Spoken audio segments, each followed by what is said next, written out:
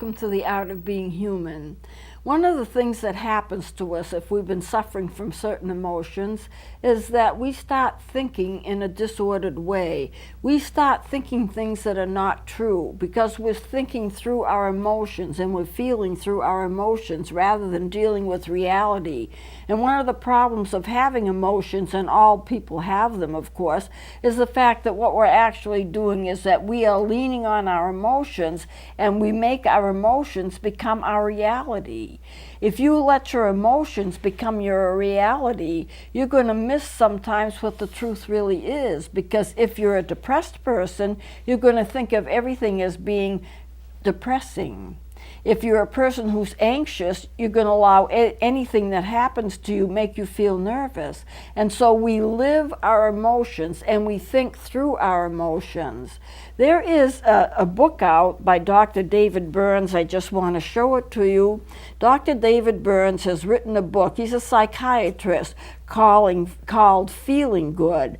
And what he has, his supposition is that if you change the way you think, then you can overcome depression without any kind of antidepressive drugs. Now, there's a lot to be said about what he's thinking and what he's feeling. There's a lot that's good about it. There's a lot that's good about this book. I don't agree with everything in it, but his supposition is if you are having thoughts about depression, about anxiety, but specifically about depression, if you can change your thoughts, you can change your moods.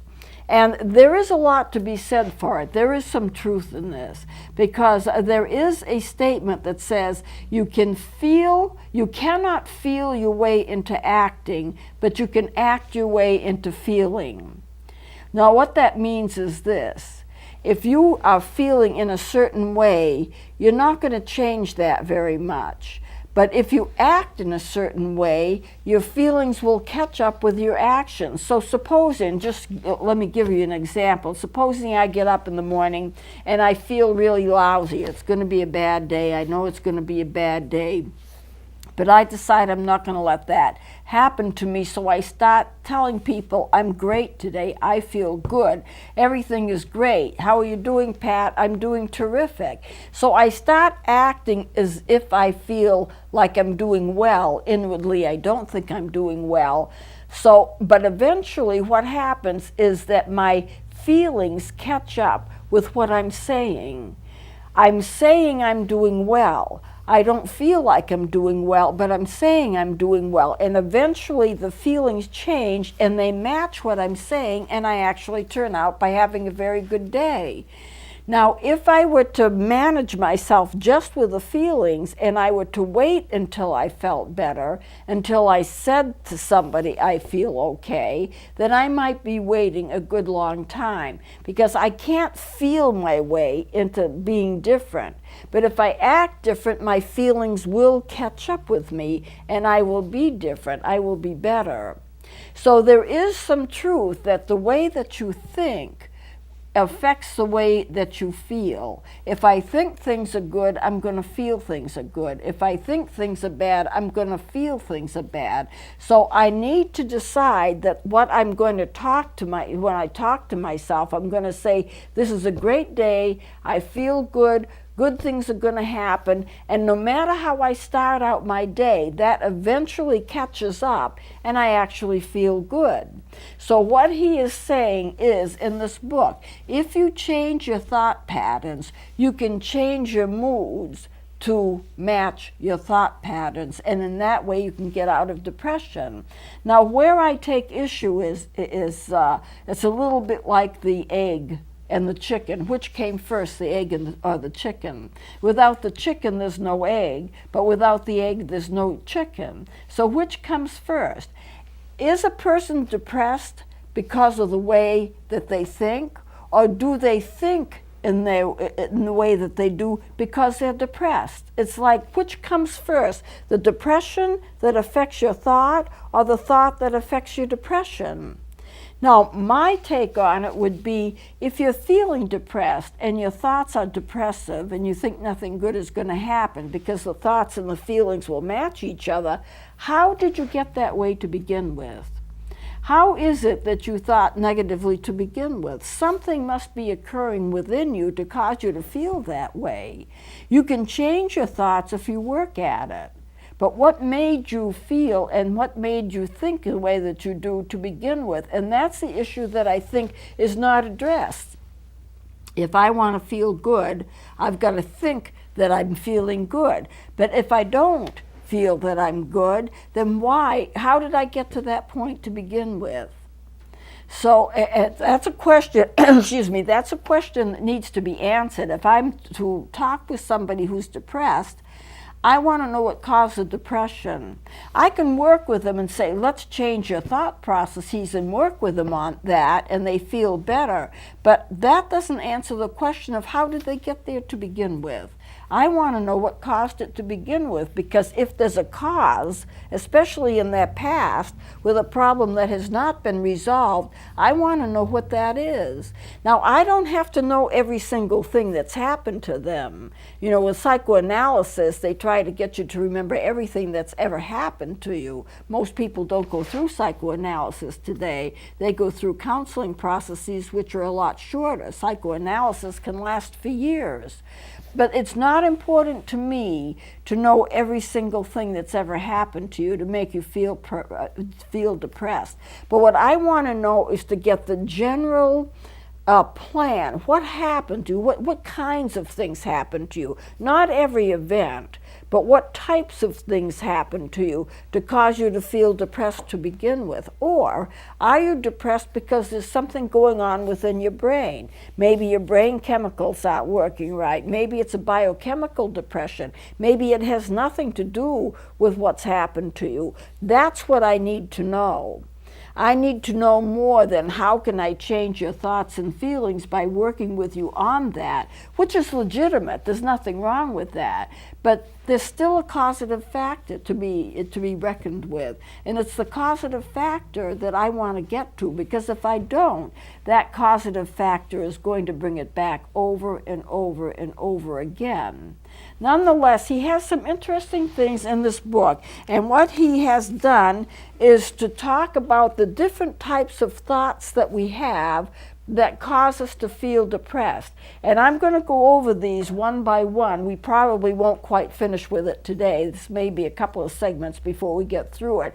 But these are all legitimate. These are the way you feel when you're depressed, and we need to get into it. For example, your thought, and these are called distorted thoughts. He calls them distorted cognitions.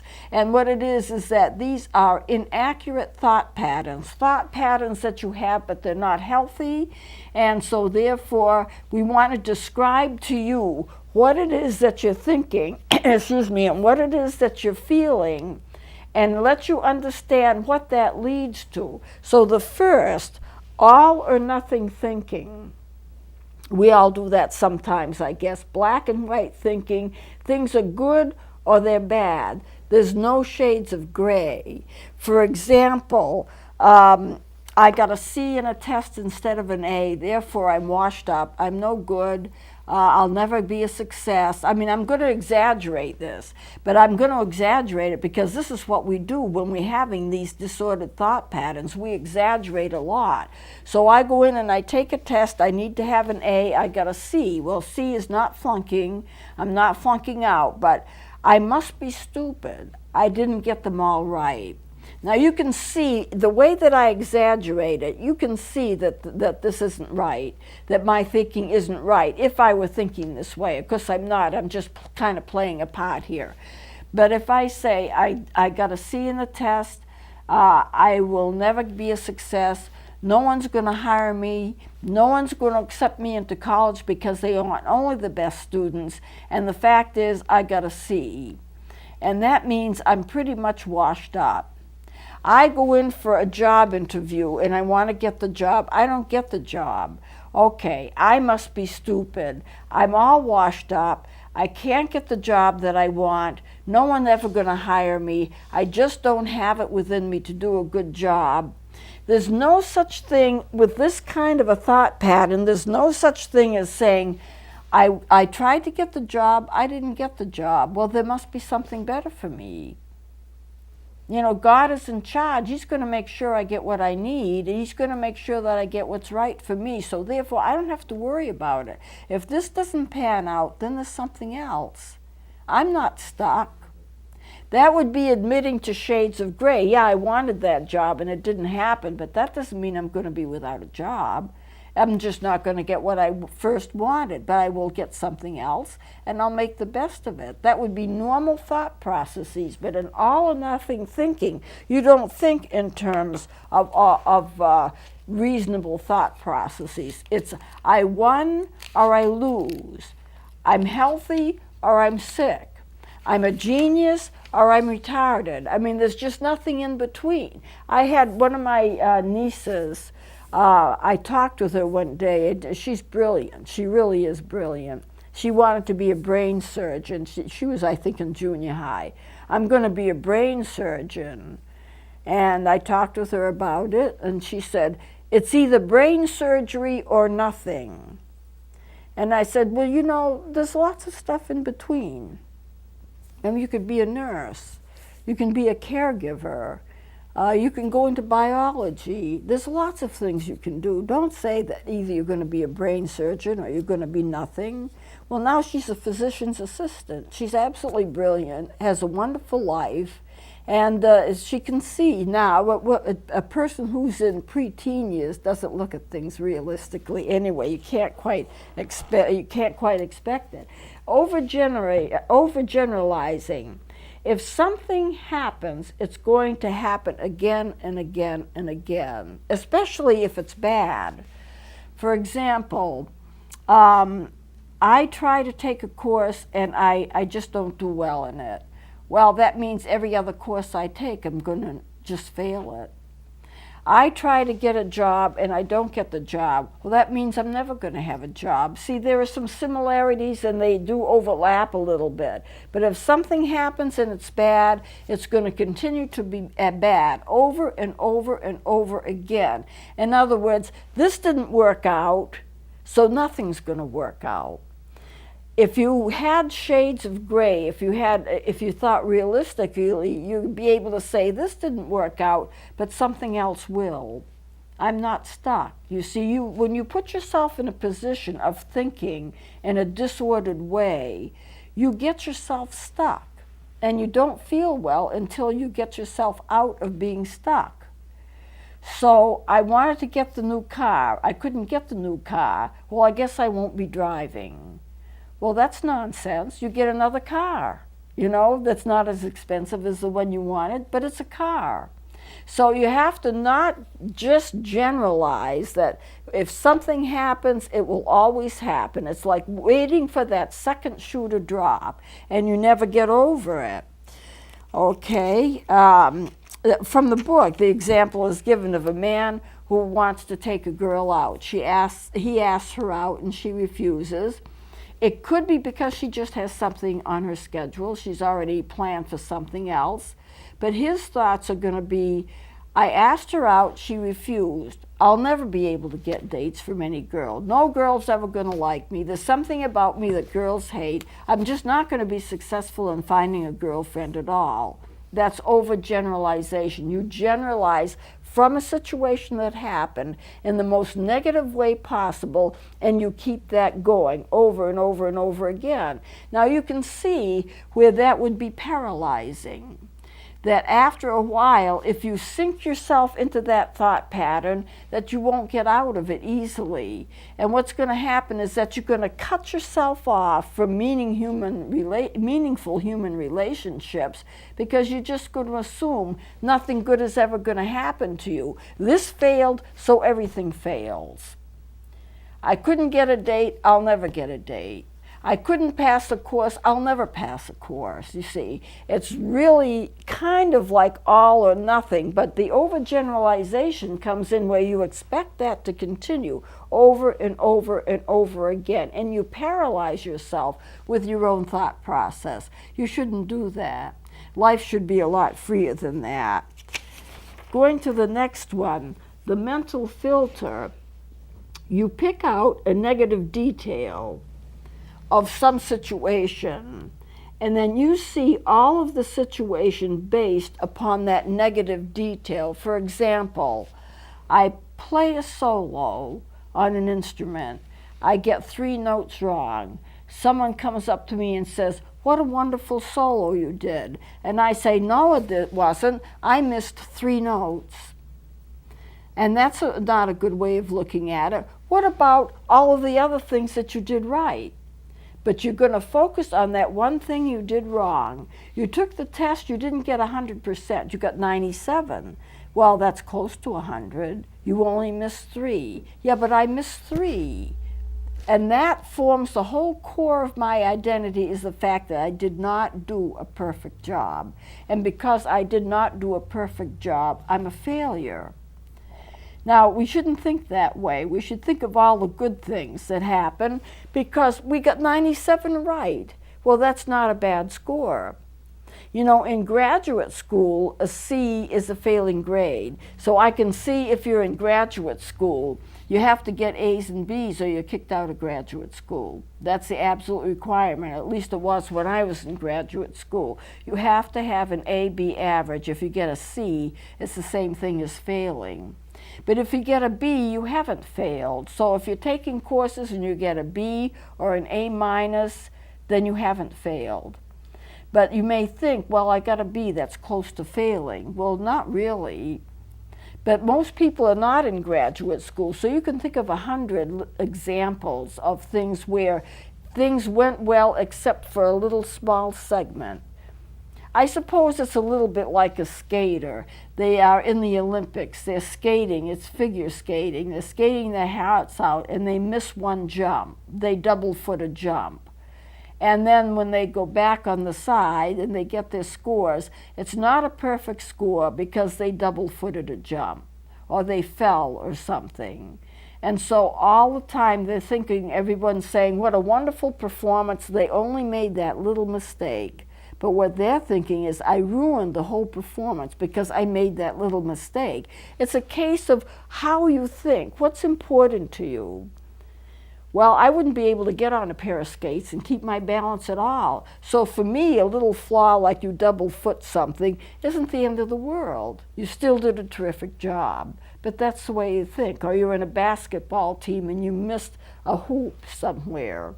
And you say, that's bad, I'm a bad player because I didn't get it perfect. It's such a perfectionist thing. If I don't do it perfect, I'm a failure. And you can see how all of these get tied in together. You pick out the negative and that's what you think of. Just simply the negative instead of everything that you did right. It's just not a good way to think. Disqualifying the positive.